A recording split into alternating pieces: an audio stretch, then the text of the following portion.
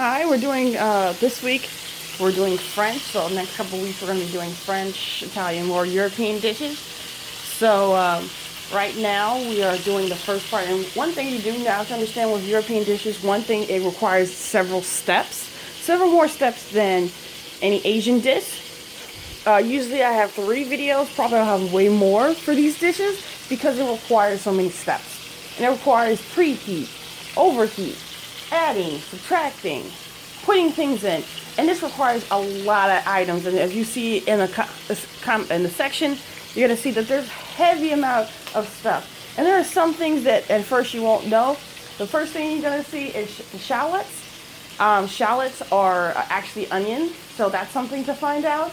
And when they talk about another thing about, let me find it right here and show you, because that's something that maybe a lot of you have not seen or have only seen in restaurants.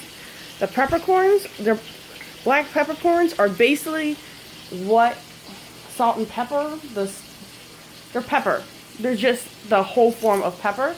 It's basically when you go to a restaurant, they'll ask, we want pepper, and they will actually be shaving off the black peppercorns.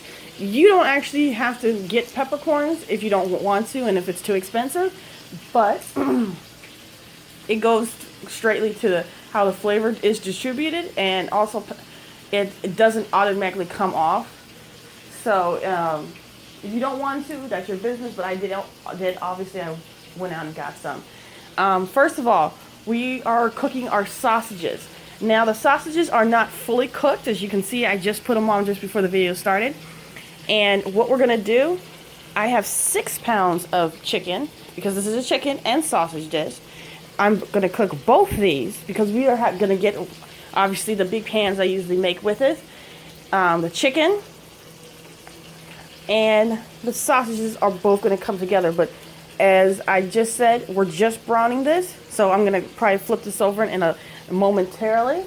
And I will also say that you'll need fresh thyme. Reason why we're having fresh thyme, not ground thyme or anything like that, is because of how, once again, the distribute of taste. You're gonna be frying and baking, so you saying to yourself, well, why do I need this? It's because baking, when you use thyme with baking, you kind of need it to be a little fresher. Bay leaves, you're gonna need it a little bit fresher because of the baking. The whole smells, the aroma, it all comes together in French cuisine. They usually have that one pot. As many of you already think about that one cast iron pot, or you know that little thing that they use once for everything, and that's exactly what you're gonna do. So you're gonna need a little bit of extra time. See, we're just browning. We are just browning, because at the end of the day, we're just gonna be cooking it in the oven. Primary everything in the oven.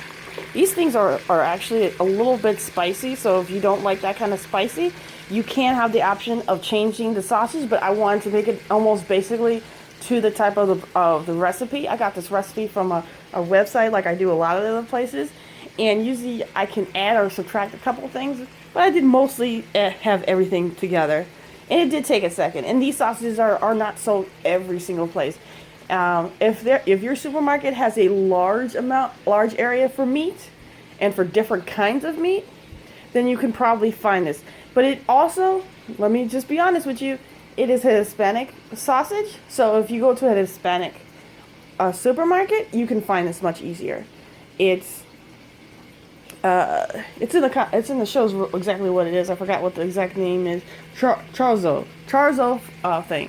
And before you say, why isn't it French? Because a lot of Hispanic dishes are brought on from Spaniard immigrants.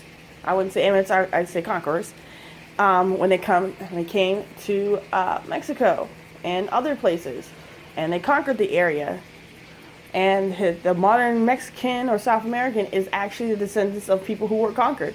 And so a lot of the foods are integrated into what the Spaniards ate. So if you're wondering why some things are the same things, because the conquerors win, and when the conquerors win, they bring their food and their culture. Of course, after many years, the Hispanics of Mexico and South America and such, or Puerto Rico and Dominican Republic, they don't have the same culture because, you know, obviously different ways of living life and also their own personal freedoms. So when we are done with that, we are actually going to wait a few more minutes. As you can see, it's not cooked all the way. So you may flip this over one more time because, you know, I don't feel comfortable when something's sitting and it's bleeding.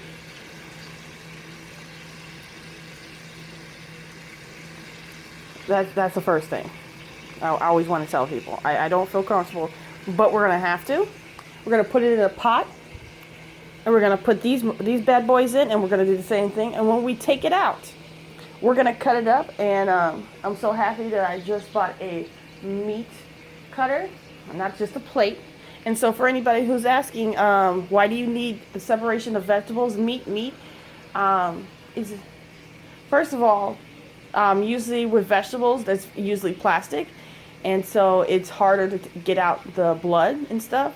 And two, you can individually, if for meat stuff, I know a lot of people are very uncomfortable with hard stuff, but if you have to, you can put bleach on the meat stuff and it doesn't change the taste. With vegetables, if you do that, it can forever change the taste and the taste of your vegetables. So if you put it with meat, you wash it off, you deep soak it, you do it, wash it maybe twice. It's not an issue. With your vegetable one, you can't. So that's only if you use a lot of raw meat or a lot of cutting of meat on there. And you know, eventually you have to kind of do that deep clean to get all the bacteria out because you don't want it to keep going to the next dish, to the next dish, to the next dish.